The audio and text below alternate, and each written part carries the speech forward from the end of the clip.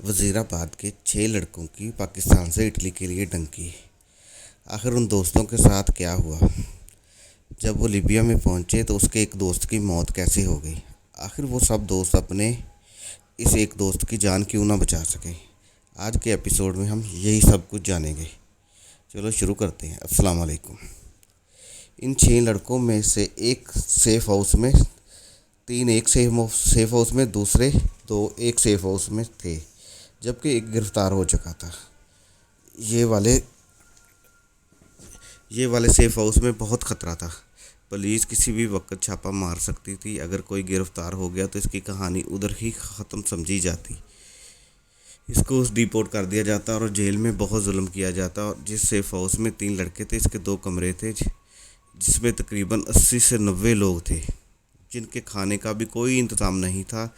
जिसको खाना चाहिए वो गार्ड को $10 देते। गार्ड थोड़ा सा खाना ला के दे देता। जितने भी लड़कों के पास रकम थी वो घर से लेकर चले थे, वो ऐसे ही ख़त्म हो रही थी। दूसरे सेफ हाउस में जिधर 2 लड़के थे, वो एक जंगल के दरमियान एक छोटी सी जगह पर बनाया गया था। उधर भी खाने को कुछ भी नहीं देते थे। इस जगह जंगली कीड़े मकोड़े फिरते रहते थे। ना वो रात को सो सकते थे। ख़तरनाक मच्छर मक्खियाँ उन्हें तंग करते थे, जिसकी वजह से वो ना रात को सो सकते ना दिन में आराम कर सकते थे। 8 दिन ऐसे ही गुजर गए। 1 जून का दिन आ गया। एक गार्ड अंदर आया और बोला, तुम में से आमिर किसका नाम है? आमिर इन्हीं लड़कों में से एक का नाम था। इसने कहा, जो ये फ़ोन पर बात करो। जब इसकी बात की तो दूसरी तरफ से एजेंट असलम था। बोला चापलूसी करते हुए, आमिर भाई क्या हाल है? सब कुछ ठीक चल रहा है?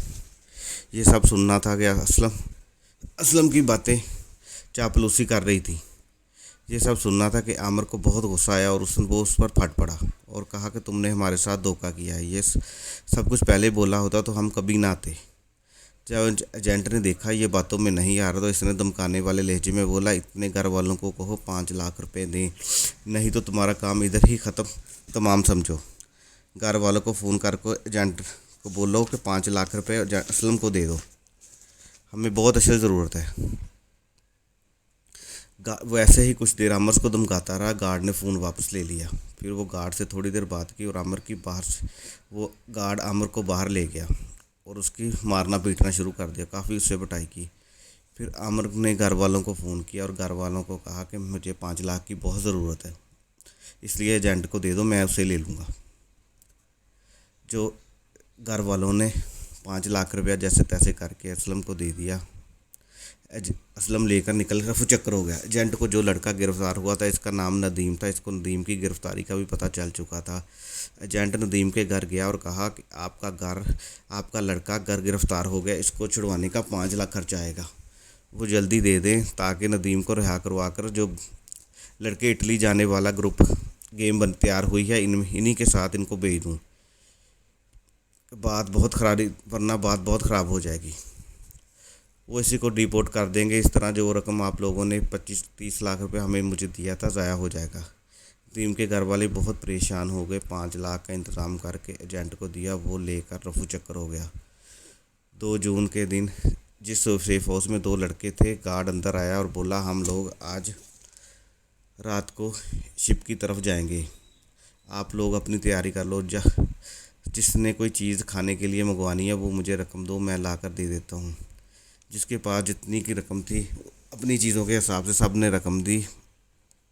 गार्ड से वो रकम लेकर चला गया और उसी जगह तकरीबन 20 से 30 के करीब लोग मौजूद थे। लेकिन दोनों लड़कों में एक का नाम असद था। इसको रात से बुखार हो गया था। कई रात कम सोने, कम खाना खाने मिलने की वजह से वो काफ़ी कमज़ोरी महसूस कर रहा था। थकावट, कम नींद की वजह से उसे बुखार हो गया था। असद ने दूसरे लड़के को कहा, यार मेरी तबीयत बहुत ख़राब है, कैसे जाऊंगा? तो लड़के ने कहा, असद फ़िक्र ना करो, मैं गार्ड से तुम्हारे लिए दवाई मंगवाता हूँ। और वो उठा और गार्ड को कुछ रकम दे दी और दवाई लाने के लिए बोला। असद को बहुत बुखार हो गया था। वो शाम तक ऐसे ही तड़पता रहा। शाम को गार्ड आया और कुछ दवाई भी लाकर दी, जिसको खाने से असद की तबीयत कुछ संभल गई। रात के 11 बजे गार्ड आया और कहा, चलो सब हम लोग जा रहे हैं। वो सब जब बाहर आए तो बाहर कोई गाड़ी नहीं थी। गार्ड ने कहा हम लोग कैसे जाएंगे? इसने कहा, हम लोग जंगल से पैदल ही जाएंगे क्योंकि पुलिस की निगरानी बहुत सख्त है। 4 नए एजेंट बाहर खड़े थे। वो बोले हमारे पीछे सब चलो। वो दो आगे, दो उनके पीछे लग गए। 30 के करीब लोग थे। वो चल पड़े। असद को अभी भी हल्का सा बुखार था। वो भी चलने लगा।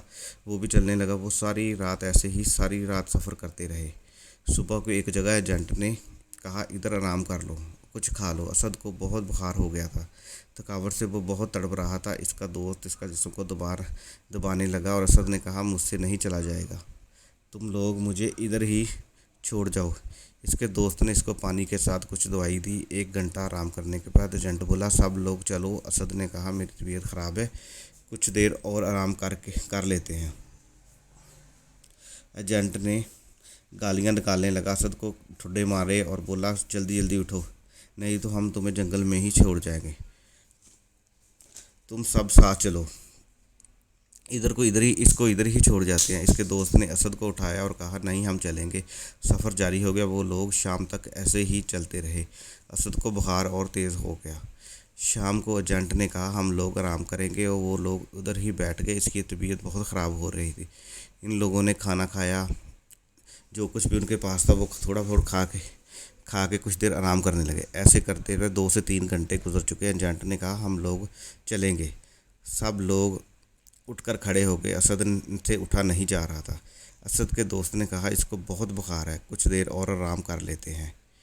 एजेंट ने पास जाकर उसे ठुड्डा मारा और कहा उठो, और कहा चलो मेरा काम तुम लोगों को टाइम पर पहुंचाना है। इसको छोड़ो, तुम लोग चलो, इसको कोई जंगली जानवर खा जाएगा, तुम लोग चलो।